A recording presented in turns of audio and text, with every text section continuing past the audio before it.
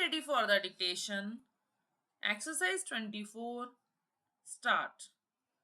In his statement before the police, he said that in the morning he, along with his two younger brothers, PW6, and the deceased, was sitting on the chabutra of their bathak in their village when deceased proceeded for his house to bring the clothes for getting ready to go to Faridpur, where he was due to appear in the BA examination.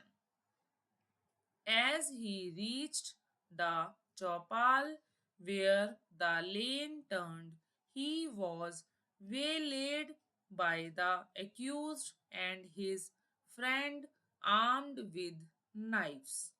As to the cause of the said incident, he further stated that shortly before the occurrence, his younger brother was elected as the village sarpanch.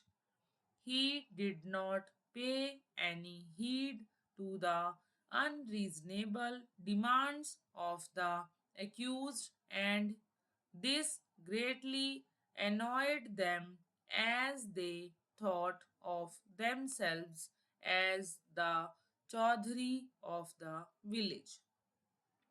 This had led to an altercation and an exchange of hot words between the two sides on the previous evening, but the matter was then patched up by discussion.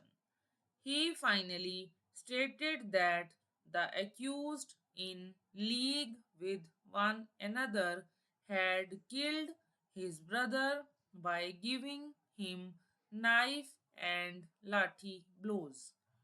After the occurrence, he brought his friend to the civil hospital, Kanpur, where he was declared brought dead.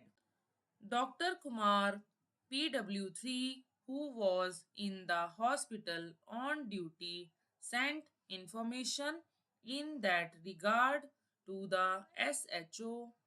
PS, whereupon PW8 came to the hospital and took down the statement of the appellant. The FIR was delivered at the residence of the area magistrate on the same day. What is, however, of significance for our purpose is that the trial court disbelieved a substantial part of the prosecution story. The trial court did not accept the prosecution case that accused were present at the place of occurrence and accordingly directed their acquittal. As regards the trial court pointed out that the three incised wounds on the person of the deceased that were attributed to him were, according to the medical evidence, post mortem in nature, that is to say, those three injuries were inflicted after he was already dead. The medical evidence thus clearly eliminated the participation of his friend in the case. He too was therefore acquitted.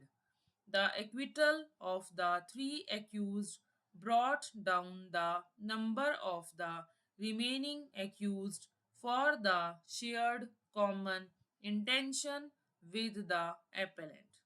Apparently, that was one of the reasons for their conviction simply under section 323 of the Code of Criminal Procedure. Stop.